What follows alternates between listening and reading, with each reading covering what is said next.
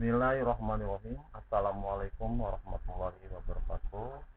Jumpa lagi dengan PJJ Pembelajaran Jarak Jauh Mata Pelajaran MPS kelas 9 MPS Validasi Kita. Sebelum belajar, mari kita bersama-sama berdoa. Berdoa mulai.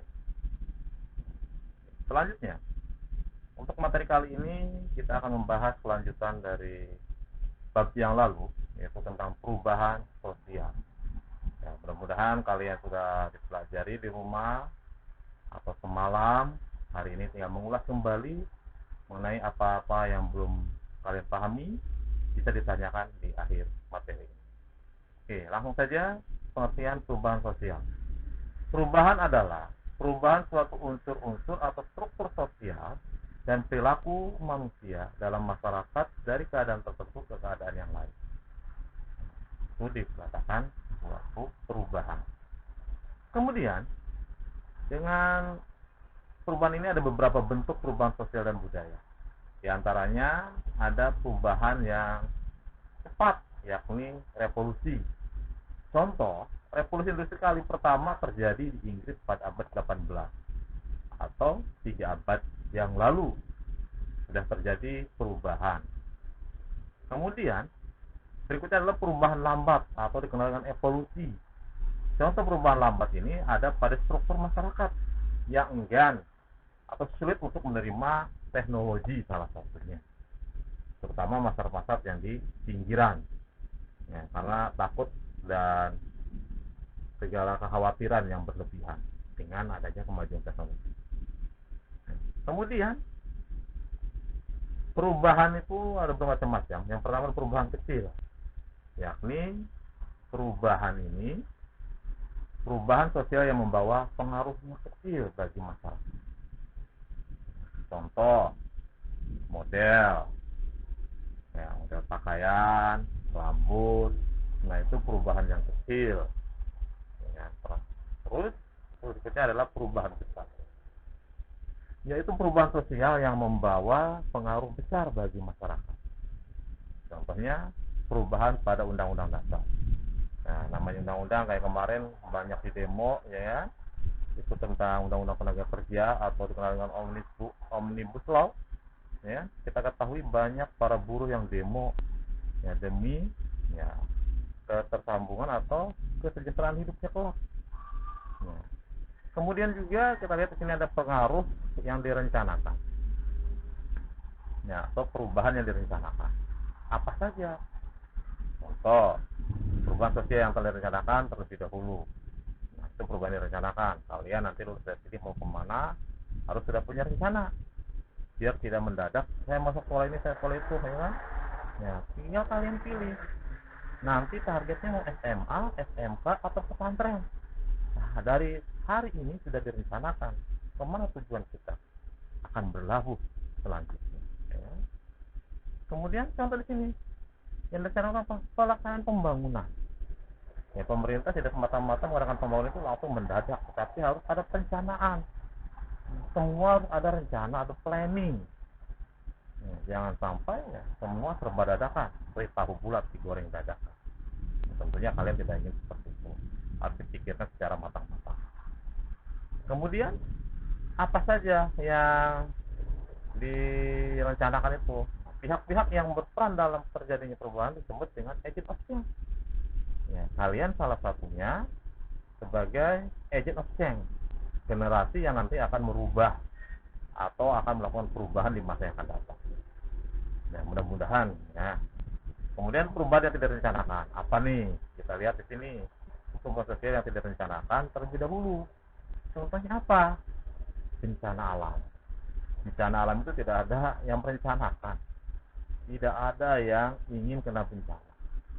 Hanya Allah yang tahu kapan bencana itu terjadi dan siapa saja yang nanti menjadi korban terhadap kena bencana tadi. Kemudian perubahan ke arah kemajuan. Nah, tentunya ini yang diharapkan oleh semua, termasuk kalian, ya, ingin melakukan perubahan ke arah yang lebih maju. Ya. Apa saja yang dibutuhkan perubahan yang lebih maju itu? Yaitu adalah positive thinking terhadap hal-hal yang baru. Ya, jangan dulu kita reaktif bahwa itu kurang baik, negatif dan sebagainya. Itu namanya tidak berpikir maju, tapi berpikir ke arah yang belakang. Oke, contohnya apa? Pelaksanaan pembangunan. Nah, itu adalah untuk kemajuan. Di sebelah desa atau sebelah tetangga kita sana itu sudah ada proyek pembangunan jalan tol.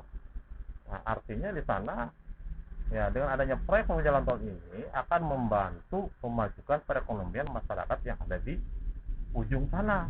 Karena jalan tol itu adalah untuk ya transportasi Serang Palembang. Jadi orang-orang mau ke Jakarta, mau keluar kota, ya dengan adanya jalan tol akan lebih singkat, lebih simpel waktu yang digunakan. Dan tentunya membawa barang bumi, hasil bumi di kampung-kampung, dia akan lebih enak, lebih mudah. Ya, tidak harus nunggu berhari-hari. Kemudian perubahan ke arah kemunduran. Nah ini yang sangat tidak diinginkan oleh semua pihak. Ya. Apa ya kan? Contohnya bencana alam. Bencana yang alam ini siapa yang pengen? Tentunya tidak ada yang pengen kena bencana alam. Kemudian perubahan yang tidak dikehendaki dan perubahan yang dikehendaki. Nah untuk perubahan yang dikehendaki, yaitu perubahan sosial yang dikehendaki, contohnya pelaksanaan pembangunan. Nah itu sudah direncanakan, sudah dikehendaki, sudah diinginkan. Kalau yang tidak dikehendaki, yang terjadi di luar kehendak manusia, contohnya bencana alam tadi. Nah itu perubahan yang tidak dikehendaki. Nah, kemudian juga kita lihat di sini ada lagi jenis-jenis perubahan yang berkaitan dengan perubahan pokoknya. Sebab-sebab terjadi perubahan sosial. Sebab-sebab yang berasal dari dalam, yaitu dinamika penduduk, ini kan? Adanya penemuan-penemuan baru, muncul berbagai bentuk pertentangan atau konflik dalam masyarakat. Kemudian terjadinya pemberontakan atau revolusi. Nah ini menjadi penyebab terjadinya perubahan sosial budaya. Kalau tadi kita bicara penyebab dari dalam, nah sekarang penyebab dari luar. Apa saja? Lihat sini adanya pengaruh bencana alam, adanya peperangan kalau daerahnya daerah konflik, adanya pengaruh budayaan masyarakat lain. Faktor pendorong dan penghambat terjadinya perubahan. Yang pertama pendorong, apa saja? Adanya kontak dengan kebudayaan lain, sistem pendidikan formal yang maju, jika menghargai hasil karya orang lain, toleransi terhadap perbuatan yang menyimpang, dan lain-lain. Kemudian faktor penghambatnya, kita lihat ini apa saja? Ya, kurangnya hubungan dengan masyarakat, terlambatnya perkembangan ilmu pengetahuan, efeknya sikap masyarakat yang masih sangat tradisional, rasa tahu terjadinya kegoyahan pada integritas kebudayaan, dan lain-lain. Ini yang menghambat perubahan. Nah, kemudian dampak yang ditimbulkan dari perubahan sosial apa saja? Positifnya kita lihat yang positifnya, yaitu memunculkan ide-ide budaya yang baru yang sesuai dengan perkembangan zaman, membentuk pola pikir masyarakat yang lebih ilmiah dan rasional, terciptanya penemuan-penemuan baru yang dapat membantu aktivitas manusia. Nah, tentu ada negatifnya. Kita lihat negatifnya apa saja di sini. Tergesernya bentuk-bentuk budaya nasional oleh budaya asing, ya.